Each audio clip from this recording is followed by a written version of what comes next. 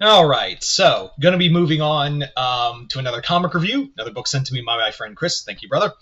Today we're going to be talking about G.I. Joe, Bludd's Revenge. This is Volume 2 of the Energon universe of G.I. Joe. And yeah, the Energon universe continues to expand, and it's been awesome.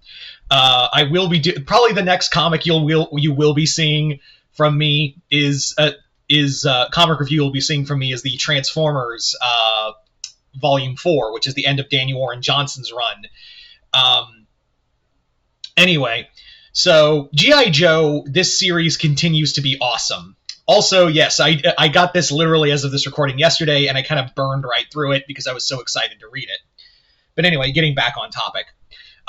This series has been awesome, and I really loved, again, there's been like all the elements and all the things of like building up to a proper G.I. Joe comic in this universe.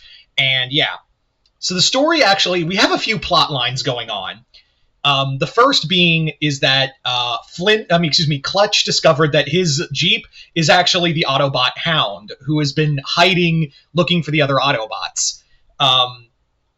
So Clutch has to keep Hound secret, and in doing so, helping him get repairs, he actually runs into he actually gets help from Matt Tracker from Mask. So that's another another Hasbro entity coming to the Energon universe, and it does make you wonder who else could appear. You know, I've been begging for Inhumanoids, but apparently there's some kind of rights dispute with Inhumanoids, so that's a little difficult. But Mask, maybe even Action Man,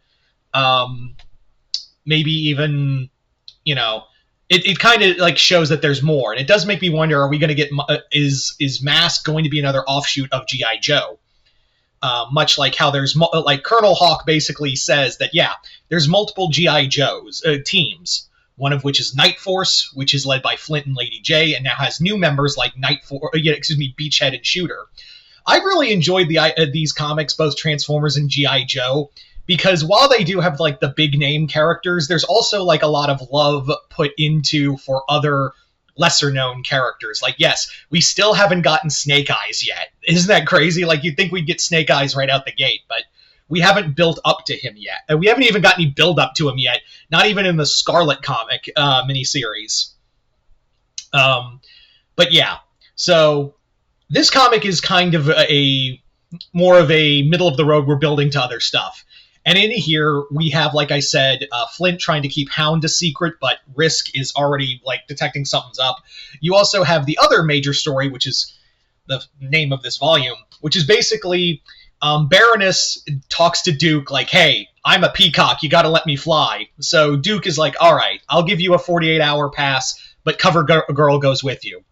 So Cover Girl and Baroness go to Paris.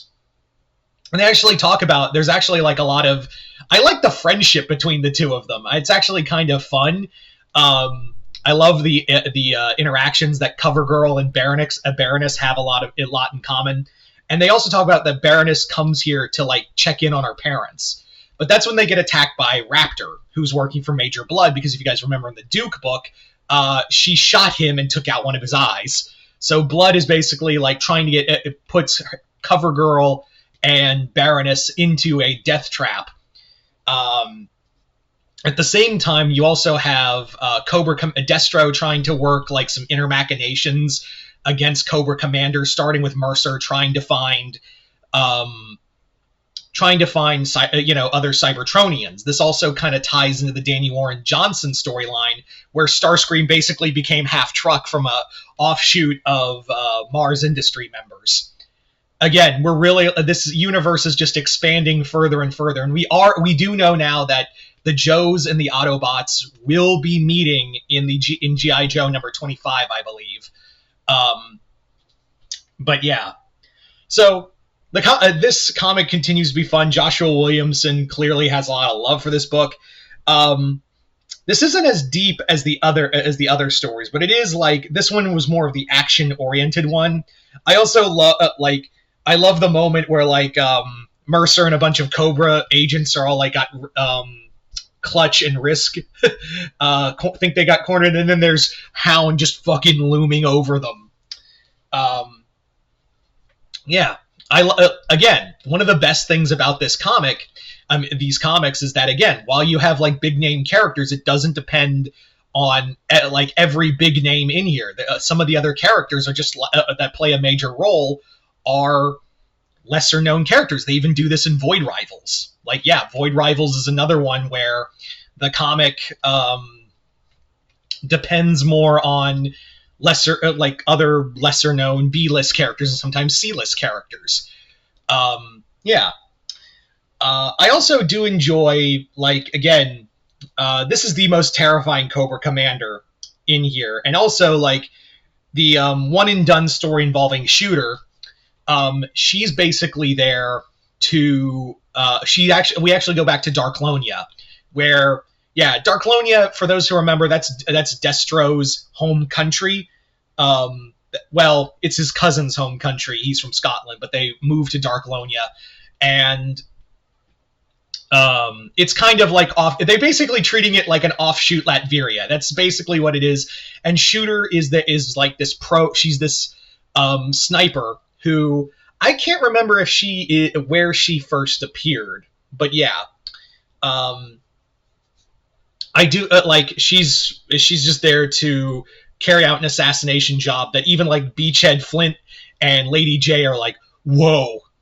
And it does make me wonder, like, when are we going to see more? Like, if and when we're going to see others? Remember, we haven't seen Snake Eyes yet, and not just Snake Eyes. There's other like popular Joes out there who haven't made their debut yet, like Snowjob, Recondo. You have Blowtorch. All of these other Joes that haven't made like a big debut yet.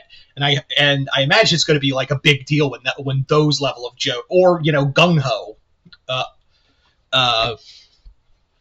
Yeah, so this comic, there really wasn't much for this one to talk about. It was just more of an action book, and also, like, this feels like this one actually, out of all of them so far, this one really feels like a little more like older, a classic G.I. Joe episode that is a little more mature. It has a little more violence to it. It actually feels like classic G.I. Joe episodes. Anyway, but that's not a knock against it. Speaking of knocks, next volume will be heading into the Dreadnought War, so I'm excited for that. Anyway, so yeah, the Energon universe continues to go hard. This comic is awesome. What more can I say? But yeah, so you guys tell me in the comments below, what did you guys think of this volume? Comment below, let me know. Other than that, hope y'all enjoyed this. I'm Mr. Multiverse. I'll see you next time in the Multiverse.